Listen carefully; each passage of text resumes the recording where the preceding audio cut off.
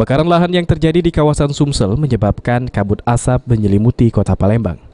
Kabut asap yang dihasilkan dari kebakaran lahan ini sudah mulai mempengaruhi kualitas udara buruk di kota Palembang dan tingkat parah dari kabut asap bisa mempengaruhi kesehatan warga saat beraktivitas di luar ruangan.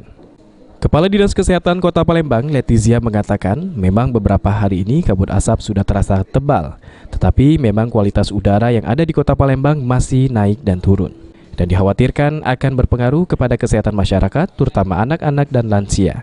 Biasanya warga akan mengalami sesak napas, batuk, dan juga ispa. Kalau kita rasakan sekarang memang kabut asap masih tebal ya, kita lihat.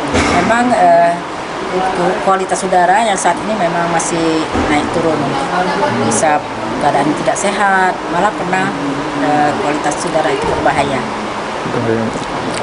Tapi mungkin untuk pengaruhnya memang ke kesehatan masyarakat, Bu, ya? Ya, pengaruhnya pada kesehatan tentu saja bisa menimbulkan gangguan pada pernapasan seperti ispa.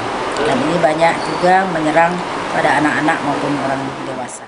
Bagi warga Kota Palembang dihimbau untuk menggunakan masker saat menggunakan aktivitas di luar ruangan agar partikel jahat terkandung dalam udara yang terpapar kabut asap bisa ditahan. Mardiansyah, PAL TV.